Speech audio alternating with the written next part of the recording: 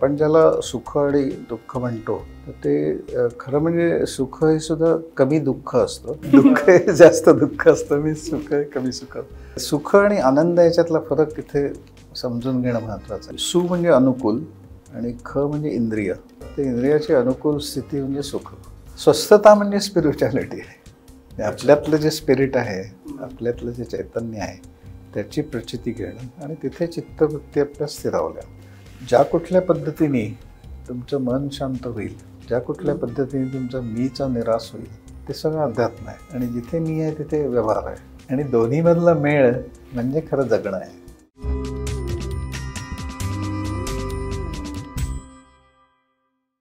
आता गेल्या 20-25 वर्षामध्ये त्याला काय नॉलेज इकॉनॉमी म्हणतो आम्ही आमच्या भाषेत, काय IT म्हणतो, ओव्हरऑलच विचार करणं हेच काम होऊन गेलं.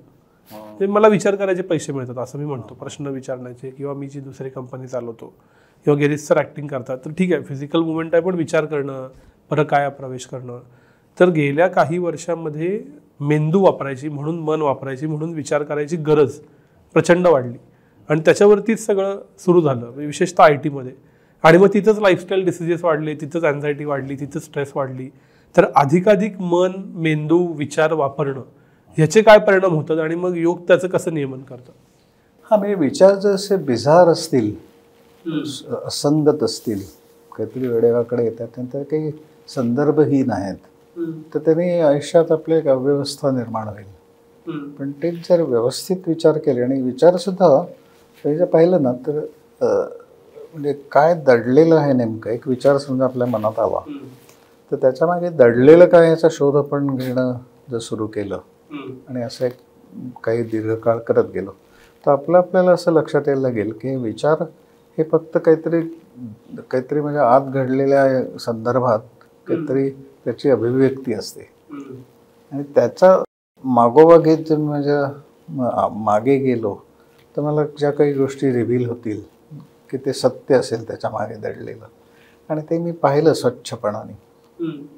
आणि सत्याच्या बाबतीत मगाशी म्हणलं तसं सत्याच्या बाबतीत फक्त एकच करता येतं, मान्य करणं. आणि तुम्ही अमान्य करून फरक पडत नाही ना. सत्य सत्य असतं, जे आहे ते सत्य. तर तसं तुमच्या बाबतीतलं तुम्ही असा अभ्यास बरोबर राहिला आणि असं सजगतेने राहिला तर हे सगळं तुम्हाला वेळोवेळी कळत जाईल.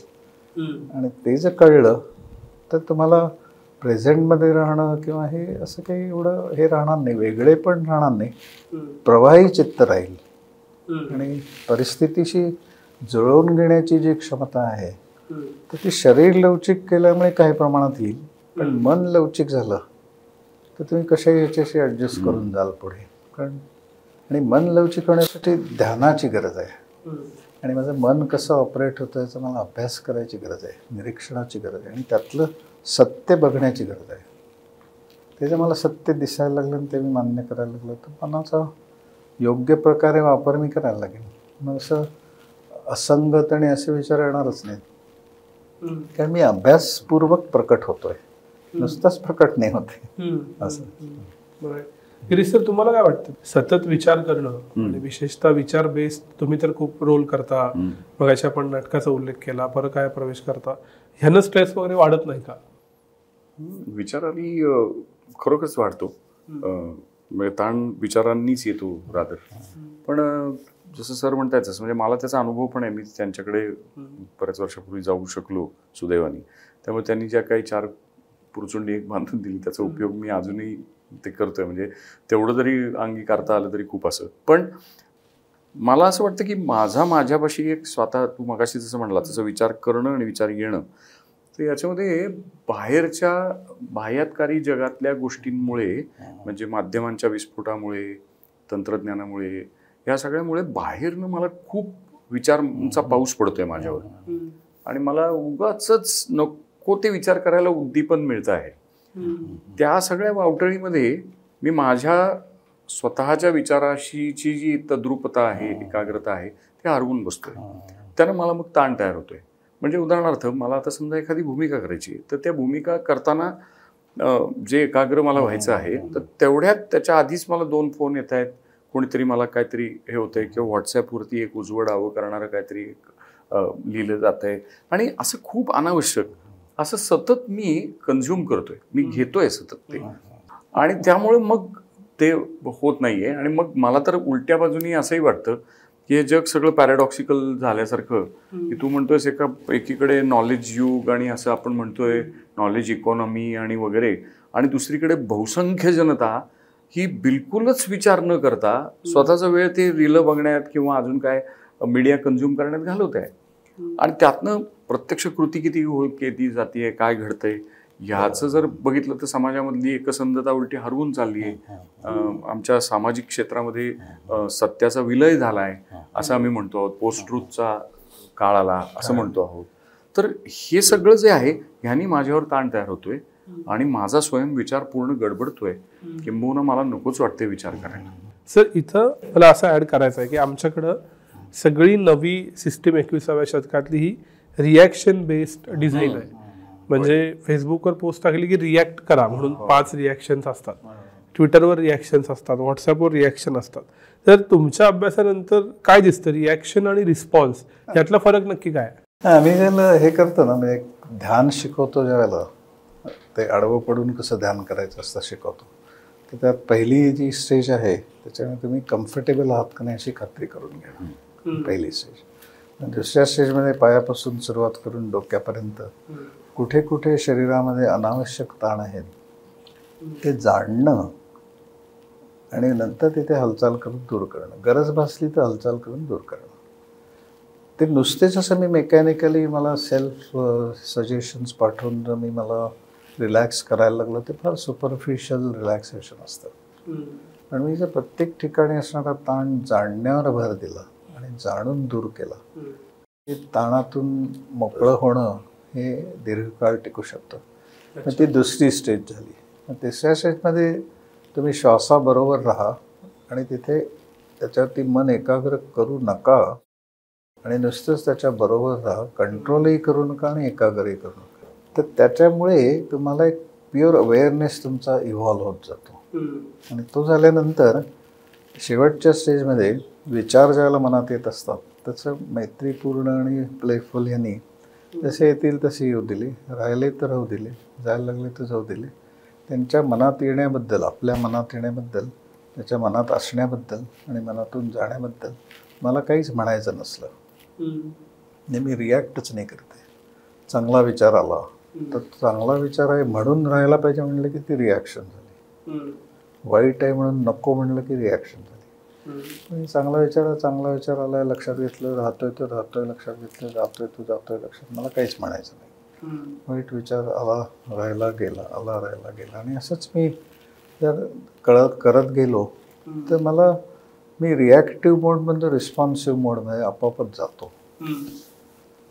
काय आसनं करताना सुद्धा ती आत्ता मी थोडीशी जी झलक दाखवली ती तशा प्रकारे जर केली की आपल्या क्षमता ओळखत केली.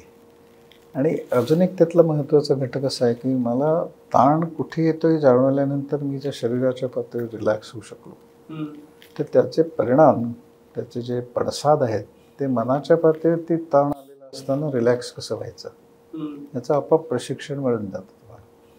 आणि ते जोडलेलं आहे ना शरीर आणि मन.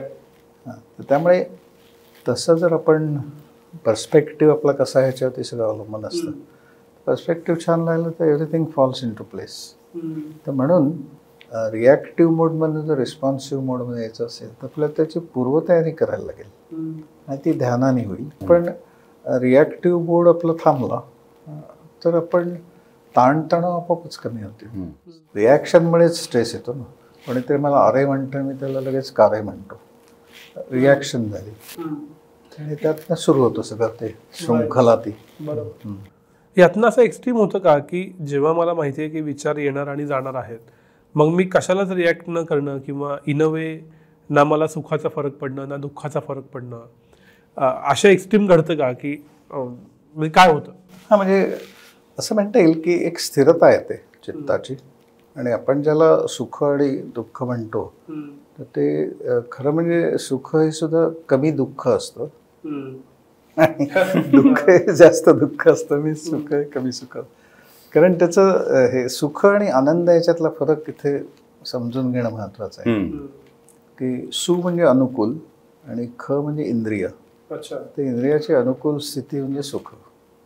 म्हणजे आता इथे आपण छान कम्फर्टेबल बसलोय, तर सगळी इंद्रिया माझी अनुकूल स्थितीत आहेत. म्हणजे आपण आत्ता अनुभवतोय ते सुख आहे. पण आत्ता समजा मी असं म्हणू नये वीज गेली आणि आपल्याला बॅकअप नसेल आणि AC थांबला, तर थोड्या वेळाने आपण हे होऊ, अनकम्फर्टेबल होऊ. त्याला आपल्याला दुःख वाटायला लागेल, अरे नाही काहीतरी करायला पाहिजे वगैरे असं. म्हणजे किंवा पायात काटा गेला तर जे होईल ते इंद्रिय, स्पर्श जे इंद्रिय आहे तर ते प्रतिकूल स्थितीत गेलं, त्यामुळे दुःख झालं. पण सुख आणि दुःख हे तसं इंटरनली कनेक्टेड आहे एकमेकांशी. म्हणजे आपण समजा लग्नाचं जेवायला गेलो, आता जरा परिस्थिती वेगळी आहे, पण पूर्वी आग्रह विग्रह केला जायचा. तर त्या एखादी गोष्ट मला आवडते म्हणून मी ती जास्त खाल्ली, तर ते मला जे सुख सुरुवातीला मिळत होतं ती वस्तू खाण्यामधलं अन्नपदार्थ, तर त्याचं दुःखात रूपांतर झालं. तर मला अतिसार झाला किंवा पोट बिघडलं आणि झोप माझी हे झाली, तर त्याच सुखाचं दुःखामध्ये रूपांतरण झालं. पण मी जर मित घेतलं, म्हणजे आपल्याकडे त्या प्रथा सगळ्या ज्या आहेत ना, ते त्याच्याच तुम्हाला एक्सपोजर देण्यासाठी आहेत. की गुढीपाडव्याला कडुलिंबचा पाला खाणं म्हणजे ते ह्याची प्रचिती घेणं, प्रतिकूल संवेदनेची प्रचिती घेणं, आणि मग गुळ खाणं म्हणजे त्याची प्रचिती घेणं.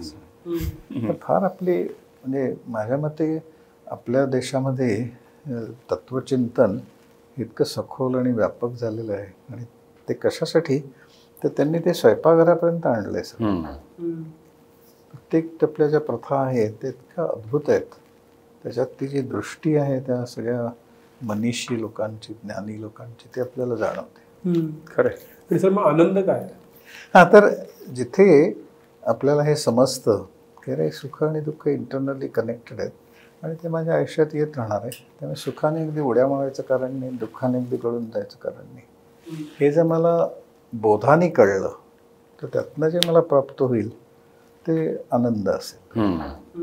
बाहेरच्या जगात सुखाच्या शोधातच माणूस जातो आणि ते इंद्रिय तृप्ती होत नाही ना. असं म्हणतात की ते इंद्रिय तृप्त करणं, सतत प्रयत्न करणं म्हणजे अग्नीमध्ये तूप टाकत राहणं.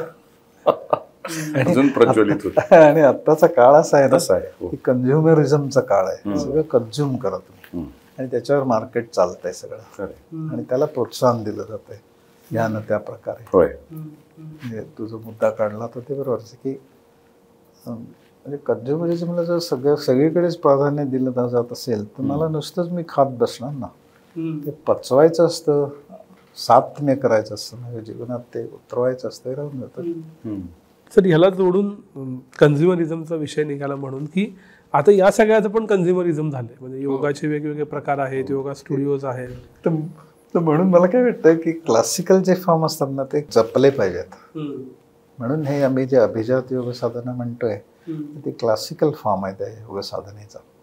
तर तो जर जपला तर असं लक्षात येईल की कन्झ्युम केल्याने तुम्हाला जे मिळतंय त्याच्यापेक्षा कित्येक दश अब्ज पटीने जास्त कन्झ्युम न करणं मिळतंय. तर कशाला तुम्ही कन्झ्युम कराल? उगीच काहीतरी कन्झ्युम नाही करणं, आवश्यक तेवढं कराल. तर आता ही जी दृष्टी आहे ना ही म्हणजे योग आहे. म्हणजे तारतम्य येणं, समज येणं, म्हणजे आपल्या माहितीचं रूपांतरण ज्ञानात होणं, ज्ञानाचं रूपांतरण बोधात होणं, ही प्रक्रिया जर तुमच्या जागी झाली तर तुम्हाला जीवनदृष्टी मिळत जाईल ना. ती मिळाली जीवनदृष्टीत जर मिळाली तर सगळं सोपं नाही का होणार. सर आणि स्पिरिच्युअलिटी काय आहे मुळात? आता आजकाल असं होतं की तुम्ही बाहेरच जायचं आहे, रोजचं जीवन सोडून द्यायचं आहे, तर रोजच्या जगण्यात स्पिरिच्युअल होता येतं का? आणि स्पिरिच्युअलिटी म्हणजे काय? स्वस्थता म्हणजे स्पिरिच्युअलिटी आहे. आपल्यातलं जे स्पिरिट आहे, आपल्यातलं जे चैतन्य आहे त्याची प्रचिती घेणं आणि तिथे चित्तवृत्ती आपल्या स्थिरावल्या, तिथे त्यानं ती तृप्ती मिळायला लागली, तुम्हाला तो स्वानंद मिळायला लागला, स्वतःच्या ठिकाणी असणाऱ्या आनंदाची प्रचिती मला अखंड यायला लागली. कारण सुदैवाने काय हे जे चैतन्य आपल्यातलं की ज्याच्यामुळे आपण अस्तित्वात आहोत तर ते अखंड आहे आपल्याबरोबर. ते कुठल्याही प्रकारे पुढे येऊन माझं जर आता इतकं मी छान काम केलं तर मला जरा शाबासकी दे असं म्हणत नाही. त्यातलं अखंड आपल्याबरोबर राहतं. तर ते जे आहे तर त्याच्याशीच आपलं संलग्नता जी आहेच ती आपल्याला रिअलाईज झाली. आपण निर्माण काहीच करत नाही, फक्त लक्षात घेतो की माझं अस्तित्व जे आहे ते त्या चैतन्यावर आहे. आणि ते जर मला कळलं तर मी माझ्या ठिकाणी स्थिरावलो. आणि ती जी स्वस्थता आहे ती म्हणजे आध्यात्मिक आरोग्य आहे. आणि त्या आरोग्यामध्येच स्पिरिच्युअलिटी दडलेली आहे. म्हणजे स्पिरिच्युअलिटी म्हणजे असं त्याचे जे सोयीनुसार, आणि सगळ्या माणसांना काही असं ह्या मार्गाने जाता येईल असं नाही. प्रत्येकाचा प्रवृत्ती वेगवेगळी असते. एखादा माणूस खूप कर्मप्रधान असेल तर तो जर सेवेची मदत त्याने घेतली, निरपेक्ष सेवा म्हणजे किंवा असं म्हणे अगदी 100% निरपेक्ष नाही, पण तो निरपेक्षतेचं प्रमाण जास्त आहे आणि अपेक्षा बेताच्या आहेत, आवश्यक तेवढ्याच आहेत. तर त्याचं सुद्धा जगणं हे त्याला आध्यात्मिक व्हायला मदत करेल, स्पिरिच्युअल व्हायला मदत करेल. कारण ज्या कुठल्या पद्धतीने तुमचं मन शांत होईल, ज्या कुठल्या पद्धतीने तुमचा मीचा निराश होईल, ते सगळं अध्यात्म आहे. आणि जिथे मी आहे तिथे व्यवहार आहे. आणि दोन्हीमधला मेळ म्हणजे खरं जगणं आहे. आणि तो खरा योग आहे. आणि ते शिकणं याच्यासाठी क्लासिकलचीच मदत घेतली पाहिजे. जसं ज्याला स्वरांच्या वरती प्रेम आहे आणि जो त्याच्यात बुडून गेलाय त्याची साधना करण्यामध्ये, तर ते ऐकणाऱ्याला ब्रह्मानंदी टाळी लागणं हा नैसर्गिक परिणाम आहे. तो त्याच्यात धुंदीत गाणार. आणि धुंदीत म्हणजे धुंदी हा शब्द आपण वेगवेगळ्या कारणांसाठी वापरतो, तशा अर्थात नाही. ते स्वरांमध्ये रमला येतो. आणि त्याच्या वेगळ्या कॉम्बिनेशन्स करून त्याच्या वादनातनं किंवा गायनातनं त्याचा एक नैसर्गिकपणे आविष्कार होतोय. तर तो जो आविष्कार असेल तो सगळ्यांना मंत्रमुग्ध करून सोडेल. आणि त्याने काही प्रयत्न केलेले नसणार त्याच्यात, प्रयत्न राहित्य असेल त्याच्यात. कारण मास्टरी आहे त्याच्यावरती, कारण प्रेम आहे त्या स्वरांवर. आणि त्यामुळे तो रमला आहे त्याच्यामध्ये. तर त्याचं जे रमणं आहे तेच प्रतिबिंबित त्याच्या गायनामध्ये वादनाने होईल. त्यामुळे लोकही त्याच्यात रमतील आणि गुंगून जातील. ती कथा माहिती असेल की तानसेनला तो नवरत्नांपैकी एक, तर त्याचं गाणं म्हणजे अगदी अकबराला सर्वश्रेष्ठ वाटायचं. पण एकदा त्याला असं वाटलं की अरे पण तानसेनला एवढं मोठं म्हणतोय तर त्याच्या गुरुजींचं गाणं ऐकूयात एकदा. म्हणून मग त्यांनी सांगितलं त्याला की त्यांना घेऊन ये. त्यांनी सांगितलं तानसेनने की महाराज ती काही दरबारात येऊन गाणार नाहीत, आपल्याला जाऊन आश्रमात ऐकायला लागेल. तर तशी व्यवस्था करून नाही, पण ते तसं तुमच्या पुढे म्हणून गाणार नाहीत, तर आपल्याला गुपचूप ऐकायला जाईल. ते गुपचूप जातात त्या आश्रमामध्ये आणि लांबून ऐकतात आणि भाव विभोर होतात. कारण अकबर हे होतं ना, म्हणजे राजा नुसता नव्हता, तर कला जाणणारा ज्ञान, त्याला कदर होती असं ज्ञानात राजा होता. त्यामुळे ऐकल्यावर ते असे वेगळ्याच ब्रह्मानंदी टाळी लागली त्यांची. आणि ते म्हणले अरे तू तर फारच फिका आहेस त्यांच्या पुढे, तर काय ह्याचं रहस्य. तर त्यांनी उत्तर दिलं की महाराज मी तुमच्यासाठी गातो आणि माझे गुरुजी हे परमेश्वरासाठी गातात. हा फरक आहे. मी तुम्हाला खुश करतो, ते परमेश्वराला खुश करतो. आणि परमेश्वराच्या खरं म्हणजे खुश पण परमेश्वराला करत नाही, तर आपण त्याला प्रसन्न करतो. आपल्या सगळ्या कथा जर पाहिल्या पौराणिक, तर त्या याला खुश केलं असं म्हणलं नाही जात, प्रसन्न झाला तो म्हणतो. आणि असं त्याला खूप असं छान वाटलं. आपण प्रसन्न कधी होतो आपण सुद्धा. आता गिरीश प्रसन्न कधी होईल की त्यांनी एखादी कॅरेक्टर सिनेमामधली नाटकातली पाहिली आणि त्यातली ती परिपूर्णता त्या ॲक्टरची त्याच्या लक्षात आली, तर आतून एक त्याचा एक हे रिस्पॉन्स उमटेल. तर ते कौतुक नसेल, तर ॲप्रिशिएशन असेल आणि त्यात एक कुठेतरी सहजपणे प्रकट झालेलं अशी प्रसन्नता असेल. अरे किती छान केलं आहे असं, अरे वा असं येऊन जाईल.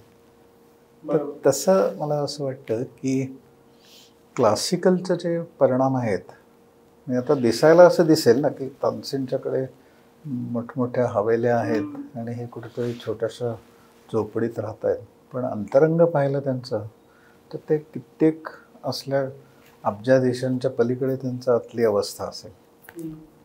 आणि हे वास्तव आहे बरं का, असं काही त्याच्यात भ्रामक काहीतरी कल्पना म्हणून असं नाही.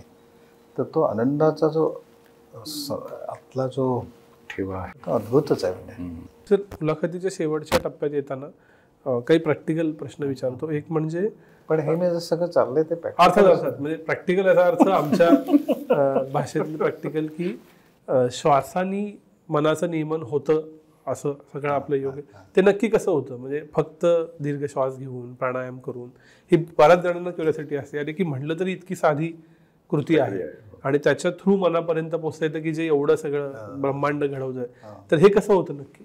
मी मेघाशी म्हणत होतो की मी ध्यान केलं, मला श्वासाबरोबर राहायचं म्हणजे काय त्याची प्रचिती आली, मी विचार आले तर त्यांना रिॲक्ट केलं नाही, म्हणजे एक मैत्रीची भावना निर्माण झाली आणि प्लेफुल राहिलो मी. आणि त्यानंतर मी इन जनरल अखंड अवधान माझं राहायला लागलं दिवसभर आणि श्वासाची मदत घेतली. हे श्वास सुद्धा कसं की आपण कंट्रोल करायला लागलो तो, म्हणून नियमन हा शब्दापेक्षा श्वासाचं जे नैसर्गिक गती आहे त्याच्याशी परिचित होणं आणि त्याच्याबरोबर राहणं असं जर आपण करायला लागलो. कारण काय अडचण काय त्याच्यात, आपण कुठली गोष्ट नियमन करायला गेलो की तो मी आला आणि मी आला की ते सगळं तो म्हणजे नासवून टाकतो. म्हणण्यापेक्षा त्याची जी उच्चावस्था आहे तर ती अफेक्ट करतो, दूषित करतो. तर तसं जर करायचं नसेल तर आपल्याला अशा प्रक्रियेतनं जायला पाहिजे की ज्याच्यामध्ये आपण त्या स्वरूपापर्यंत जातो आणि तिथला आनंद मिळण्यात आपण भर देतो. तर तोच भर द्यायला लागलो की सगळंच बदलून जातो आणि आपोआप बदलतं. म्हणजे श्वासाबरोबर राहायला लागलो आपण तर विचारांची संख्या आपोआपच कमी व्हायला लागते.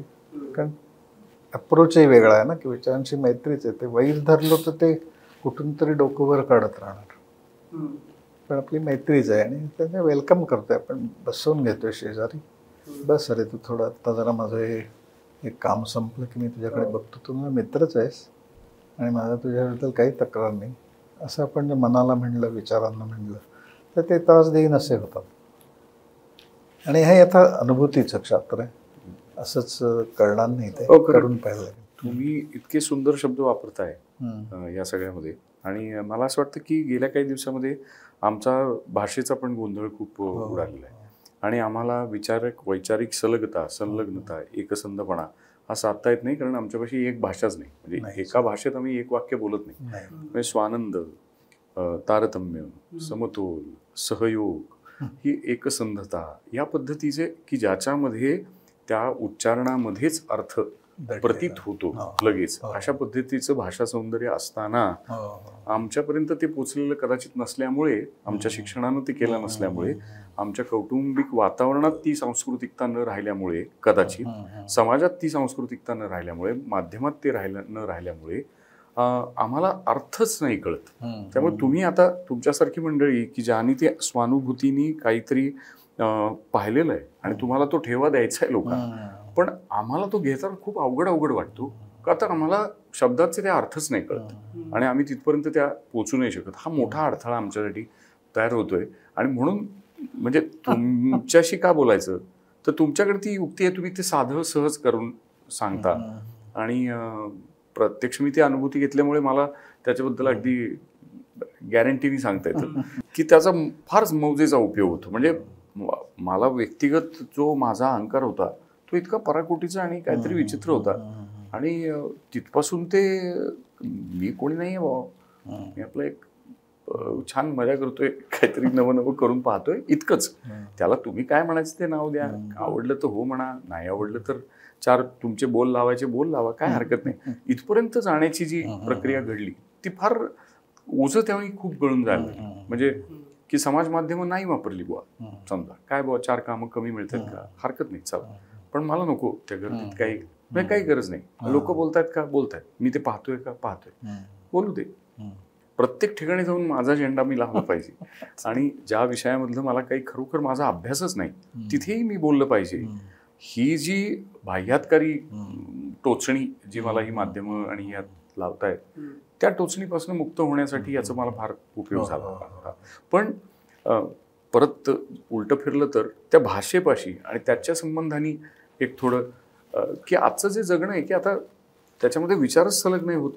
आणि मला काही ठिकाणी तर परकीय भाषेतलं म्हणजे इंग्रजी भाषेतला शब्द असेल तरच बोध मला माझ्या मनाशी होतोय. तर म्हणून माझा प्रयत्न काय असतो की इंग्रजी समजा मी बोललो त्याला पर्यायवाचक मराठी सांगण्याचा प्रयत्न असतो. इंग्रजी फारच भारी शब्द असेल तर सोपा शब्द सांगणं म्हणजे समोरच्याला आकलन व्हावं अशी माझी तळमळ असते. भाषेची ही अडचण सध्या आहे हेही लक्षात येतं.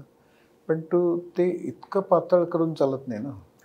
त्याचं मूळ हेच म्हणजे स्वानंद ह्या सगळ्या शब्द जो आहे तो नाही म्हणजे किती मौजेचं आहे. घरगुती उदाहरण द्यायचं झालं तर घरात काहीतरी समजा भाजी आमटी केलेली आणि पाहुणे आले अचानक आणि त्यांना आमटी द्यायची तर ते वाढवतात ना पाणी घालून. गृहिणी ते इतकं पाणी घालून चालणार नाही ना की ते पाणीच राहिलं आणि वरणच राहिलं नाही डाळच नाही असं नाही करून इतकं पातळ करून नाही चालणार. म्हणजे ऍक्सेप्टेबल लोकांना कळावं इतपत सोपं करणं आवश्यक आहे. पण त्या सोपं करण्यालाही मर्यादा आहेत असं लक्षात घेऊन करावं लागेल. आणि त्यासाठी मग सोपं कसं करता येईल याच्यातही माझाही प्रयत्न कायम चालू असतो. पण त्या मर्यादांमध्ये राहूनच करावा लागतो. खरे. आणि दुसरं एक जे परत चित्ताची स्थिरता स्वस्थता या संदर्भात की इतकं काय काय माझ्यापाशी येतं आहे आणि त्याच्यामध्ये परस्पर विरोधी विचार पण सांगितले बोलले जात आहेत.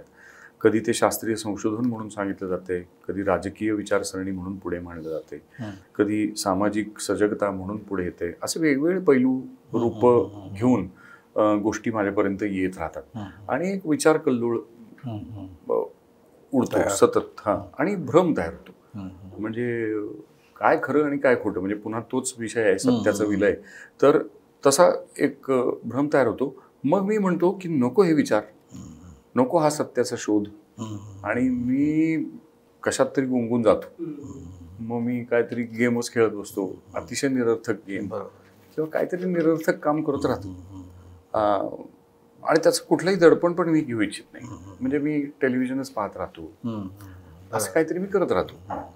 तर आता ह्या सगळ्यामधनं इतक्या कसं म्हणूया कल्लोळामध्ये हे जागृत राहणं आणि श्वासाकडे लक्ष किंवा त्याची गती नुसती नियमन न करता, कारण सहजगत्या माझ्या मनात विचार येतो की ह्याला नियमित करतो या श्वासाला, आता मला सापडला, आता मी धरतो रोखून किंवा काय जे काय. तर हा जो सहज भाव आहे तर तो मी तर अनुभवलाय बुवा की ते त्याच्यासाठी कष्टच करावे लागतील. पण तरी त्याचे परिणाम किती चांगले होतात. होय, थोडे कष्ट जरी घेतले तरी परिणाम किती छान, परिणाम खूप होतात. ताणविरहित तुम्ही होणं, प्रत्येक तुमचं आधीचं जे ताणतणावाचं होतं ते कमी होणं हे त्याची फलश्रुती आहे ना. तर त्याच्याकडे पाहिलं तर मग हे तसं काही जास्त वाटायचं कारण नाही. म्हणजे काय होतं नाही तर म्हणजे तर काय होतं की लोकांना ते पचनी पडलं पाहिजे म्हणून सोपं करायला गेलं प्रमाणाबाहेर सोपं ओळखच हरवते. म्हणजे दुराग्रह नाही तो एक ह्याचा आग्रह आहे की त्याचे परिणाम माहिती आहेत कारण चांगले होतात. हो, पण तुम्ही जे म्हणता आहात की ज्ञान आणि तिथून पुढे बोध ह्या टप्प्यांवर जायचं ते कर्म कठीणच प्रवास आहे. म्हणजे तो कठीणच प्रवास आहे नाही. आणि आम्हाला तर एवढा मोठा भ्रम झालाय की नुसतं गुगल जे आम्हाला सांगतंय त्या माहितीलाच आम्ही ज्ञान समजून म्हणजे स्वतःचे डंके पिटतोय. चॅलेंजिंग आहे ते. तर ही म्हणजे एक कुतूहल म्हणून मला हा प्रश्न पडतो की ज्ञानापासून त्या बोधापर्यंत हा प्रवास कसा आहे. म्हणजे एक तर ज्ञानापर्यंतच ते निदान लक्षात तरी येते की असं असं ह्या पद्धतीने केलं तर थोडं काहीतरी ज्ञान तुमच्या पातळीपर्यंतच तरी काहीतरी येईल बुवा. पण त्याचा बोध हा जो पुढचा टप्पा आहे तो काय म्हणजे त्याचा कसं माहिती आहे का की आता आपण आपल्या तिथे अभिजात योग साधना म्हणजे काय म्हणतो की ध्यानमय योगासनं आणि ध्यानमय जगणं.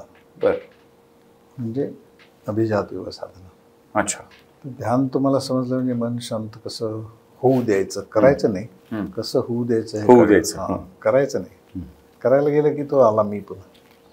तर मन शांत होऊ देणं, मग असणं त्या अवस्थेमध्ये अशी सहजतेने साधेपणाने करणं त्यात ते तुमची मनाची शांती सहजपणे टिकून राहते असं व्हायला लागलं.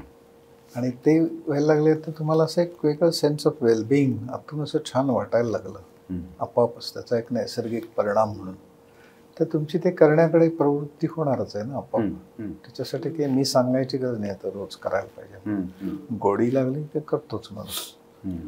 तर मुद्दा असा आहे की एखादी गोष्ट मी करायला लागलो आणि त्याच्यातलं जे दडलेलं जे रहस्य आहे ते करता करता मला उलगडलं. आता आसनांचा जो परिणाम आहे ते पतंजली सांगतात की ततो द्वंद्वा न विघाता. तुम्ही सगळ्या कॉन्ट्रडिक्शन्समधनं आणि कॉन्फ्लिक्ट्समधनं मुक्त होता. बरं. आता मी सांगितलं होती काय झालं माहिती मिळाली. साधना केल्यावरती काय झालं तर तुम्हाला थोडंसं काहीतरी अनुभव आल्यामुळे जरा थोडंसं काहीतरी समजायला लागलं. आणि मग तुम्ही दीर्घकाळ ते करत गेला आणि वेळोवेळी ते उलगडत गेलं. तुम्हाला ते सत्य उलगडत गेलं की खरंच आसनं अशी छान जर मी चांगल्या प्रकारे व्यवस्थित केली तर त्याचा परिणाम म्हणजे माझ्या आयुष्यातली सगळी कॉन्फ्लिक्टची तीव्रता कमी व्हायला लागली. बरोबर. आणि त्यामुळे मला असं दिवसभर छान वाटायला लागलं. कारण कॉन्फ्लिक्ट्समध्ये सगळं कन्झ्युम करतात ना एनर्जी. हे करू का ते करू आणि याच्यात अडकलेला मी राहतो. पण तेच नाही झालं तर मला ते छान वाटायला लागलं. तर त्याचा अर्थ असा की मला त्या आसनाचा बोध झाला की स्थिरसुखमासनम प्रयत्न शैथिल्य अनंत समापत्ती. अनंततेची जी जाणीव आहे माझ्यातल्या अनंततेची जाणीव कधी होईल मला त्याला माझा मी शांत होईल.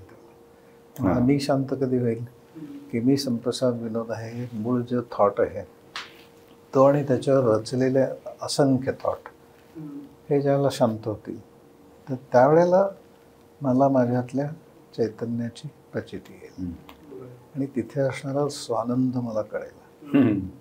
आणि तो जो कळला आणि मी तृप्त झालो आतून. पण तो तृप्त करणारा आनंद आहे. सुख तुम्हाला तृप्त नाही करत, आनंद तुम्हाला तृप्त करतो. अच्छा, बरोबर. आणि तुम्ही खऱ्या अर्थाने तृप्त होता आणि तुम्ही त्याचा सहयोग करायला लागता बाहेरच्या जगात वावरताना तर त्याला तुमच्या काही अपेक्षा राहिलेल्या नसतात बाहेरच्या जगाकडनं. कारण तुम्ही तृप्तीनेच जाताय बाहेर, तृप्तीसाठी नाही जात, तृप्तीनेच जाता. खूप त्याने फरक पडतो. आणि त्या तुमच्या मदतीला सुद्धा एक वेगळं डायमेन्शन येतं. कारण तुम्ही मदत करतोय असा भाव नसतो तुमचा.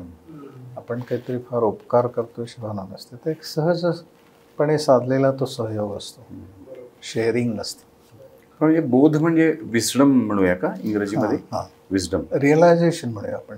रिअलायझेशन म्हणजे विस्डमच्या पोटात बोध आहे. अच्छा. बोधाच्या पोटात विचार आहेत असं म्हणता येईल. विचारांच्या पोटात विचारांच्या मागे दडलेलं वास्तव आहे. आणि या सगळ्याचं दर्शन मला घडलं तर मला योगाचं दर्शन घडलं.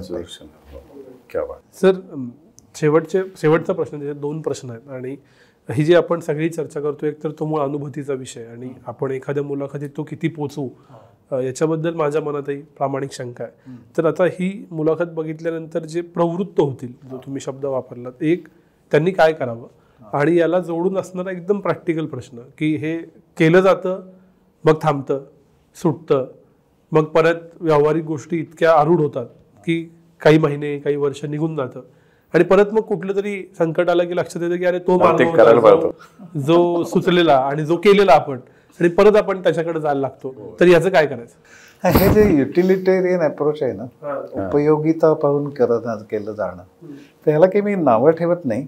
पण ते म्हणजे योग नव्हे. मला डोकं वारंवार दुखतंय, मी दरवेळेला गोळी घेऊन ते थांबवतोय, तर हे काही त्याच्यावरचं उत्तर नाही. माझं डोकं का दुखतंय याच्यासाठी मला एक दिवस सुट्टी घ्यावी लागेल, त्याच्यावर विचार करावा लागेल, त्याची मूळ कारणं शोधावी लागतील आणि ती कारणं दूर कशी करता येईल याच्यावर फोकस ठेवायला लागेल. तर ते कायमस्वरूपी काय दीर्घकाळ दूर होईल. नुसत्याच गोळ्या खात इज नॉट अन आन्सर. तर तसं मला वाटतं की कुठल्याही प्रश्नाचं मूलभूत उत्तर मिळवणं हे कठीणच असतं.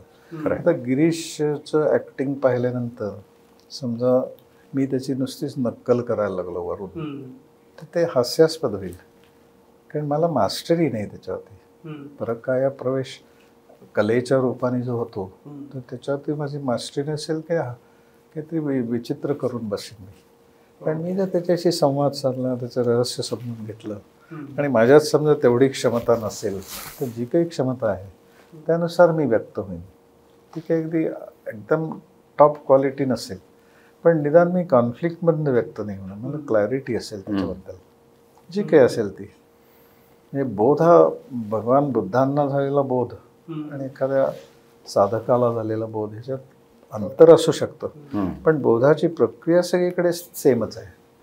ती विकसित होत होत होत बुद्धत्वापर्यंत पोचली पण त्याची सुरुवात कुठेतरी व्हायला पाहिजे आणि ती माझ्या पद्धती झाली. तिने काही फरक पडत. म्हणजे थोडक्यात असं म्हणूया की वैचारिक स्पष्टता येणं, त्याचं मूळ रहस्य कळणं कुठल्याही गोष्टीचं म्हणजे बोध आहे असं. आणि ते प्रेशस असतं ना कुठल्याही क्षेत्रामध्ये.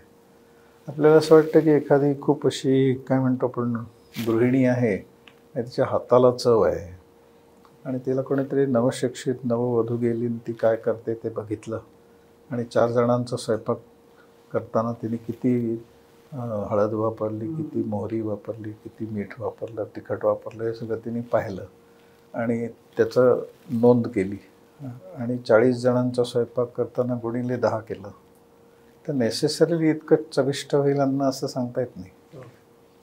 पण त्यांना तो सेन्स डेव्हलप झालेला असतो. एखादा 10 पट ते करणार नाहीत, 7 पटच करतील. एखादा घटक आहे तो 4 पटच असेल डिपेंडिंग ऑन. तर ही मास्टरी झाली ना. म्हणजे कसं ते वापरायचं ही मास्टरी जर यायची असेल तर तुम्हाला मुळातच जायला लागेल, निरीक्षण करायला लागेल, अभ्यास करायला लागेल, त्यांना मदत करावी लागेल. ती मदत करता करता ते कसं करतात ते बघावं लागेल, त्याचं ज्ञान करून घ्यावं लागेल, त्यांना प्रश्न विचारावे लागतील, त्याचं आकलन करून घ्यावं लागेल, प्रयोग करून पाहावे लागतील. आणि योगामध्ये हे लागूच आहे ना की आता ह्या ज्या कॉन्सेप्ट्स आहेत स्वानंद, आता गिरीश म्हणला तसं हे तशी ॲबस्ट्रॅक्ट आहे पण जे एखाद्या माणसामध्ये आपल्याला ती व्यक्त होताना दिसली तर कळेल ना आपल्याला की स्वानंद काय आहे. त्यामुळे ते अपरिहार्य आहे. म्हणजे तसंच शिकावं लागेल. म्हणून परिप्रश्नेन सेवया असं जे म्हणलं आहे की गुरुच्या पाशी जाऊन का शिकायचं तर त्याच्याकडे जगायचं कसं हे कळतं ना त्याच्याकडे पाहून. ॲबस्ट्रॅक्ट गोष्ट जी असते ती जीवनात उतरल्यावर ती कशी दिसते दृश्य स्वरूपात पाहायला मिळतं ना. आता त्याचंही खूप हे झालंय म्हणजे भ्रष्ट रूप आलंय. तर तसं नाही आहे ते. खरं नातं खूप साधं सोपं सिम्पल आहे आणि कम्युनिकेटिव्ह आहे. दोघांमध्ये एक संवाद आहे छान. कारण गुरुला अशी तळमळ आहे की आपल्याला शिष्याला सगळं द्यायचं आहे.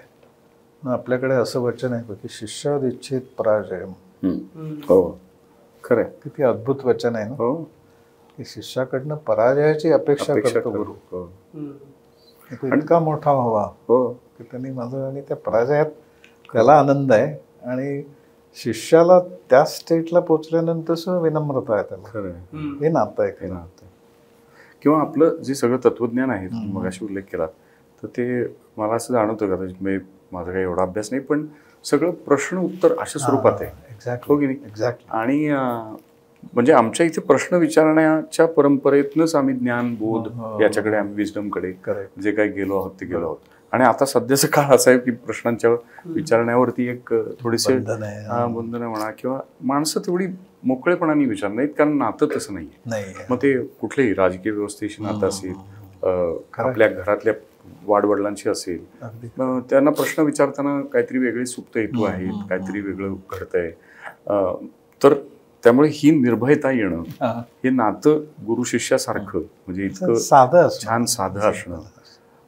तर हे मला मोठ्या वेगळ्या परिप्रेक्षात असं हे वाटतं की आमची राजकीय व्यवस्था आणि आम्ही म्हणजे मतदार म्हणून आता विशेषतः निवडणुका आणि तर ते इतकं साधं असावं. मला हे तुमचं कळलं नाही बुवा मला सांगा हे.